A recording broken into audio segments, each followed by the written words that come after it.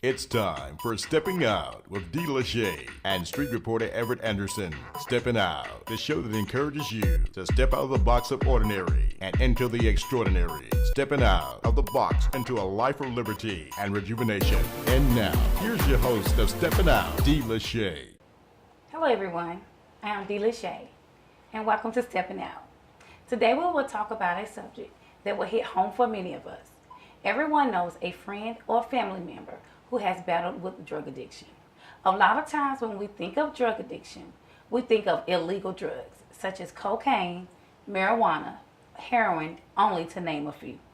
But in today's society, prescription drugs have rocketed to the forefront.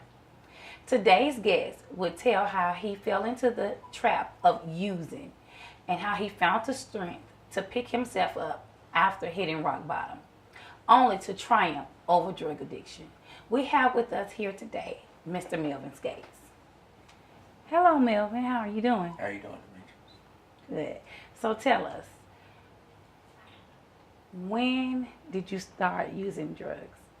Well, I started using drugs when I was about 15 years old. I was going to school and all the things of the world started coming towards me, you know, like hustling and stuff like that. And I felt like that I wanted to be more than my people, my parents and mother was, and hustling was what I wanted to do. But in a part of hustling, it's some glamour to it, the drugs, you know, the women and stuff like that. And I was going to school and we used to sit out in the fields and smoke, and I was the only person black there. Then When you say smoking, what? Marijuana. Okay. And we would sit out there and I'd go in the classrooms, toe up. They put me out of the classroom, sit me in the hall, and then they finally just suspended me. I got caught with about 300 Season1 tablets and a pound of marijuana in my locker. So they suspended me from school, and that's when it started. I had more time for the streets than I did in education. And I just, you know, I'd always look at my parents and them, and I see how hard they work and what they do and how they treated us. You know, they worked hard for we could have what little we had. And I wanted more, so I went to the streets. And at that time, blacks was, what the civil rights was coming on, and Superfly, Isaac Hayes, and everything, long hair and stuff like that. So I just wanted part of that. Right. I wanted to be in the streets. So I went to the streets, but little that I didn't know that the streets would destroy my life. And I became a drug addict. Okay. I just, you know, I got so caught up in it that where it took me to a level that I didn't want to go. It destroyed me to where my family didn't want to be around me. I left my son the way he didn't have a relationship with me. I did things, I was selfish. It was all about Melvin and nobody else. And then during the winter when I was out there and had nowhere to go or nobody wanted me around, I was lonely. But you know, I understand that God put us out for a purpose. I didn't know my journey. And I had to go down this road to see where I would end up. And I didn't know that either. I just thought I was in, but it got to where I become homeless. And I had changed my name to some crazy name, Joe Kelly, and I took on another identity because I was ashamed of being homeless. Okay. And my mother and father always worked. My sisters and brothers, they don't do none of the things I do. And you know, and God allowed me to see why they didn't want me to be around them. It's not that I wasn't their brother, I just wasn't that brother they wanted to introduce anybody to. I had become that monster in the family to where it was like putting me in a closet and closing the door. But God allowed me to be able to combat a lot of misery. I hurt folk, not physically I hurt them, but I hurt their hearts. I took away their love when they wanted to give it and abused it. I chose to take everything and not give back anything. I didn't raise my son. My son's mother did a good job in raising him, but my mother took my steps and raised him. He knows his father. He's the minister now. And And when I became homeless, then I understood, I really understood what it would feel to be left out. It was a man that seen something in me that I didn't even see myself. And he would always tell me and take me out. I was so messed up that I wouldn't even take a bath. You know, because if not there wasn't water there, I didn't care. I was so messed up, I didn't have nowhere to go, and I would go and lay on the sidewalk and had cover hid everywhere. I had my pipes hid, stashed. And on Christmas, my little brother would come and get me because he knew that I was his brother. He knew that, you know, it was more than me than I knew of myself. And he would take me out to his house, and I drank him out of the house. But he would always come when in the time that I needed somebody. So I become homeless, and a man befriended me. And when he befriended me, he reached his hand out and said, "I'll take you where you want to go." And then I said, I ain't want to go nowhere. And after another about 10 years of being homeless, my wife was my woman that once upon a time. She had came out and was clean, and she come to me one day and asked me to come home. And I said, I'm at home. And she left. And I thought about it, and I said, why I do that? Because she can cook, you know, I can take a bath, you know. I'm saying, why could I do this? So I cut back into it. I said, I'm ready. But I was playing. I would go out and on Fridays, and she'd take half my money, and I'd smoke up the other half, and then she wanted more. But the thing of it was, God was preparing me. He was honest, preparing me to be that person he wanted me to be. And I had to go through this journey, because that's the journey God knew that I had to take to be what he wanted me to be. So as I became semi-homeless, I was starting to develop skills. I started working, you know, and I could go home and lay down like normal people lay down. I could do things like I wanted to do. I didn't have to go out. Right. And the man that you know, God put people in places and things in your life. You know, because you done tore up everything. Mm-hmm. And what happened was, when he stuck his hand out, I grabbed hold to it. So who was this man that you're referring to? His name is Father Stroller. He's the family director where I work at. Okay. He told me years ago that when I was in my mess, that if I ever got clean, he wanted me to work for him. Okay. I cussed him out. You cussed him out? Yeah. So how many years were you on drugs? 30. 30 years on drugs. 30. And your family put you out, and that's how you ended up homeless? Well, no, my family didn't put me out. I walked out. I walked out because they wasn't gonna let me do what I want to do in their house. That ain't no way. That ain't gonna happen. Not in there. No, that's never gonna happen. How I become homeless is because the drugs took me to another level. I took from them. Oh, okay. You know, they the first that gonna get it for anybody. You know, because they trust you. That's how we get disorientated. That's how they push us out, because we hurt them so bad. We take when they giving, and we take their heart. Then when they want to give you their heart, we hurt them. You know, and then then we turn around and make people think it's them, but it's us. Right. You know, I had to learn that. You know, I hold grudges in when I was homeless, because I felt like that I was pushed out of the family. I would go around and they looked at me like I didn't belong there. And that's a hurtful feeling. I'm the oldest. Right. In the family. And you know, and when I came out, I was so sick and tired of being sick and tired of being sick and tired. I went through anything. I had to, my friend, he's a pastor, came to me and told me one day, come to church, and I wouldn't go. Give me $10. You said wow, okay. Hold that thought. We will be back with more of Stepping Out, talking about drug addiction with Mr. Melvin Skates after these messages.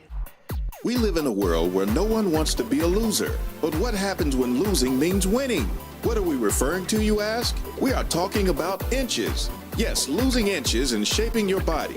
The Stepping Out Transformation Project of 2014 is being led by the talk show host and author D.Lashay and Miss Monica McLaurin.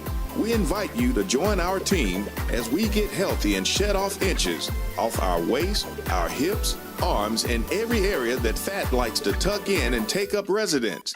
It's time to file an eviction notice on the unhealthy areas of your life and build a new, healthier you. Are you ready? You can do it. Start making the transformation today by liking us on Facebook, visiting our website, and emailing us pictures at steppingouttalkshow@gmail.com. We are stepping out in 2014 to be healthier because we know that as we lose weight, we are winners. Welcome to your life. The early mornings. The diet. The commute. The job. The exams.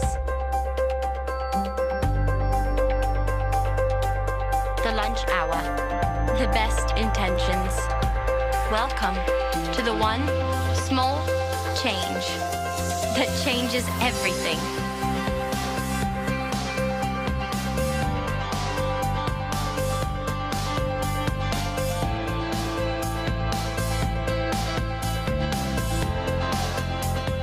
Welcome to Automatic Body.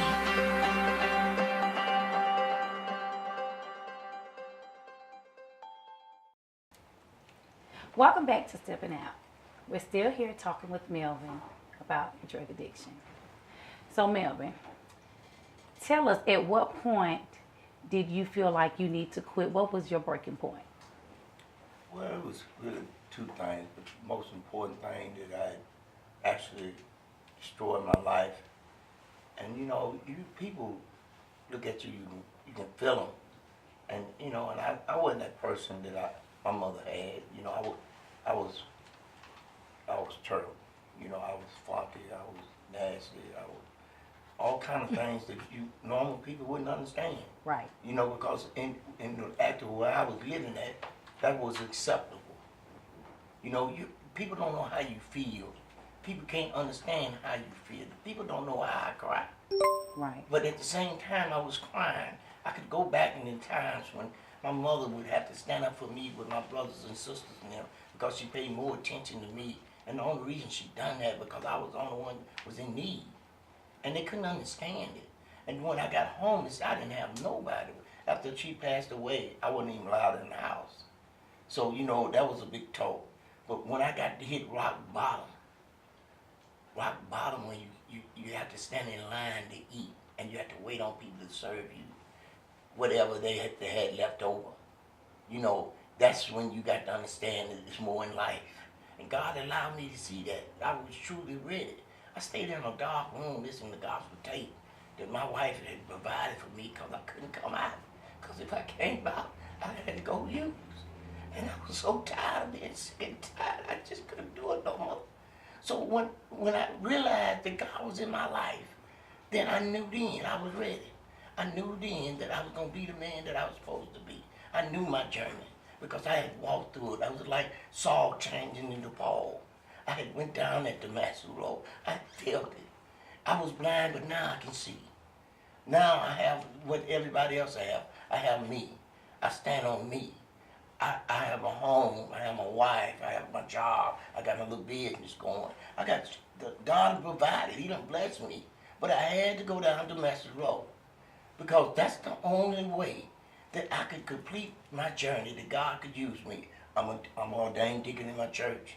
My life is full. You know, I don't have no time. I work, I go to church. My time is full. And when I go back to where I was raised and born, I don't go back to let people see that I'm this and I'm that. I go back because that's where I belong. Even at my work, I'm not at work because I'm at work. I'm in the streets.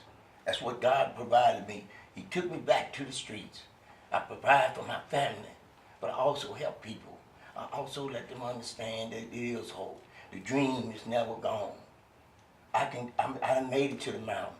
I haven't crossed over because there's a better place to cross over to.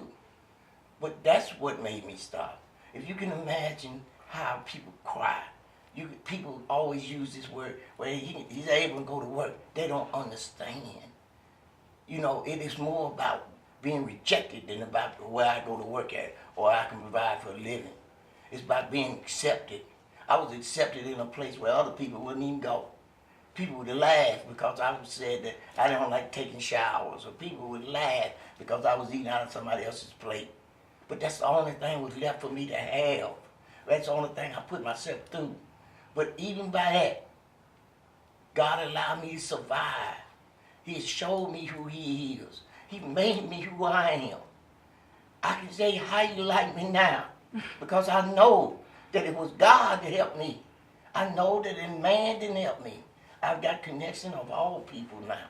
I got a seat at the table. I can eat and feed people. So when it comes to this, it's not the point of where I come from or how I came. It's about what God has made me to be. He changed water into gold. So, do you say you feel like a totally new person after drugs than before? I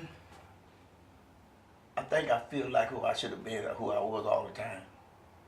I just had a blink in my life. I can't change me or what I've done or where I've been, but I can change the course of where I go. I have done that.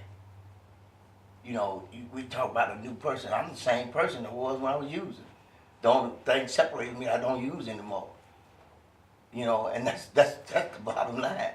It's nothing new about me. I wasn't using drugs when I was a kid. I've got back to where I was, the way I was before I started using drugs. I'm the same person.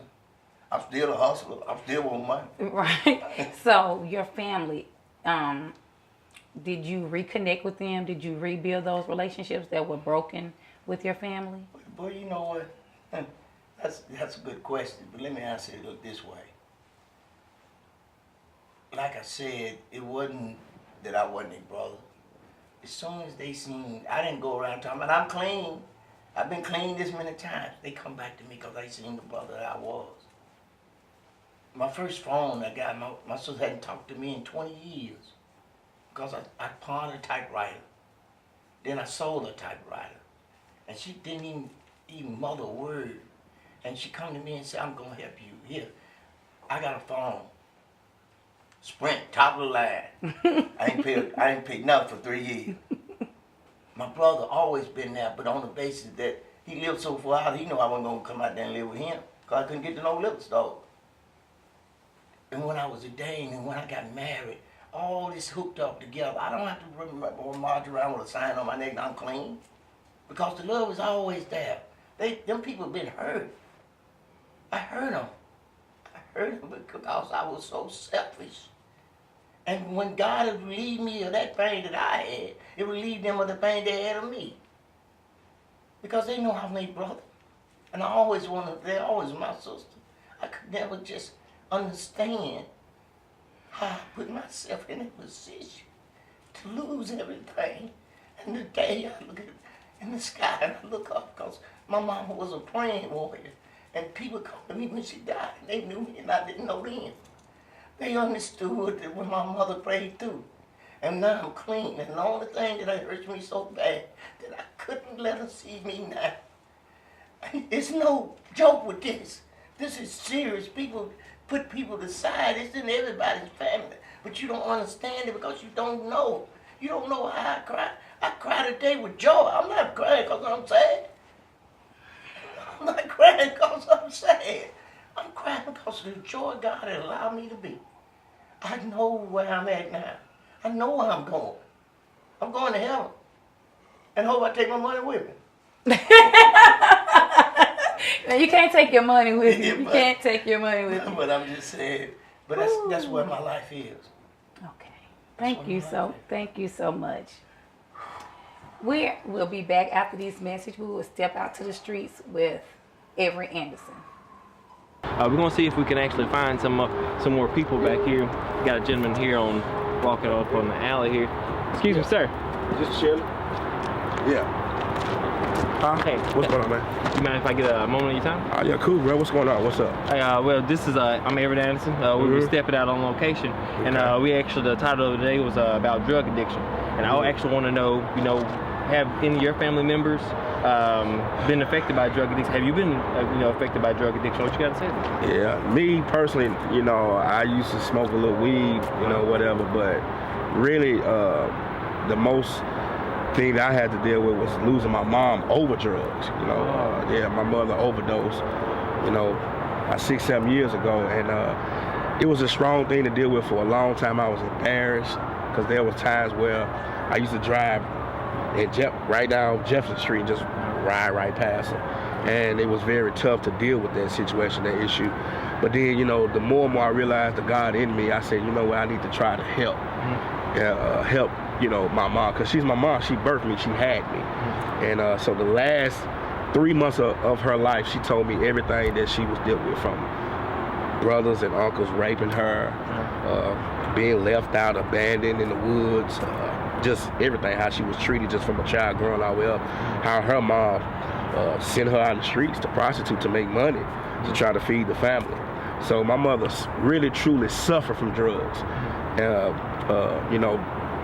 Just from being in the neighborhoods, from where we lived in West Nashville, Preston Taylor Project homes, I mean, it was just tough, man. My brothers and my sister, we all took it real hard, man. And we found one day we just received a phone call just out the blue and said that she was just laying on the bed, and we went over there and we didn't see her. And next thing you know, man, the next day after that, we realized that, hey, our mom is gone, and it was tough. It was real tough. Would you say, when did she, hold on, with her being missing, was she always missing from the family? Yeah, it was times where we received a call and we was like, okay, where is she? Then, we tried to go track her down, couldn't find her, because pretty much she stayed in the same areas, because that's where the drugs was, pretty much in the streets. Okay. So, she was always missing, but we always went to go look for her. Okay. Yeah. Would you say that her missing presence in the family actually affected the family? Did you have your father and everything?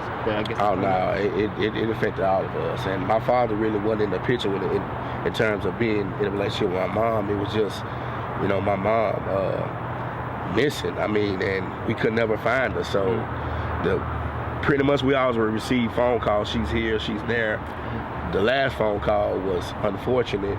After she stayed with me the last 2 months and told me everything, like I said earlier, and then the last time she became missing, that's when we realized that phone call was, she's gone. So I guess Pat driving back and forth from her, seeing her on the side of the road and everything like that, would you say that's what made you change your mind and decide to reach out and help her? Oh yeah, because I said that's my mom, and you only get one mom. So, and I said, what, hey, if she's gonna go out, I'm gonna try my best to let the God is in me. I'm gonna try my best to exemplify that to her, or present him to her, and see if he can heal her or help change her. I took her to counseling, took her to church, had the pastors pray over, and did all of that. But she was tired, and when somebody's tired, it's a done deal. And when we found out, man, that she was gone, it hurted us. But at the same time, we realized that, the Bible said to be absent from the body, to be present with the Lord. So I do know, you might find me out on the streets, but I do know God's word. Oh yeah. I see. Well, I think that's actually what your calling was, to get her off the streets, introduce her to the Lord.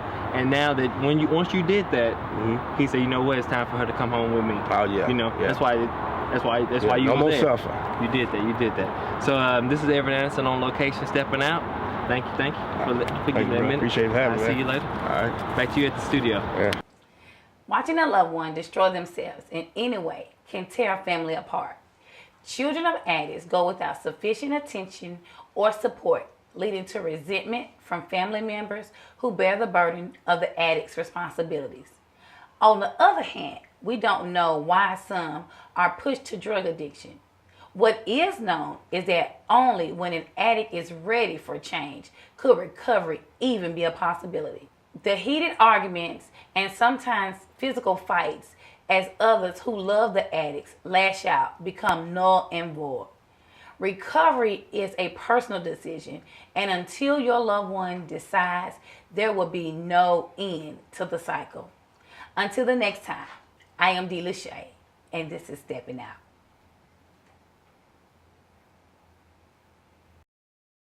Partygoers Catering, a taste you can't forget for breakfast, lunch, or dinner. We provide exquisite entrees, hors d'oeuvres, and desserts, beautifully designed to make your event successful and unforgettable. We'll handle the details and add a touch of elegance to your next wedding, corporate event, graduation, or special occasion. Our wide selection of menu choices will leave you wanting for nothing. Partygoers Catering. We travel. Call us today at 615-419-1879 or visit partygoerscatering.com. Welcome to your life. The early mornings. The diet. The commute. The job. The exams. The lunch hour. The best intentions. Welcome to the one small change that changes everything.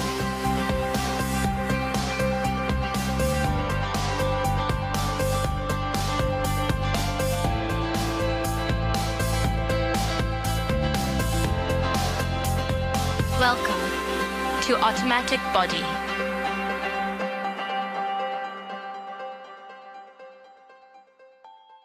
Thank you for watching Stepping Out with D.Lashay. We hope you are uplifted, motivated, and encouraged. If you'd like to be a guest on the show or become a sponsor, call the number on the screen or visit SteppinOutTalkShow.com. Stay up to date with Steppin' Out by liking us on Facebook and following us on Instagram and Twitter. Be on the lookout for contests, giveaways, and behind-the-scenes footage you can only see online.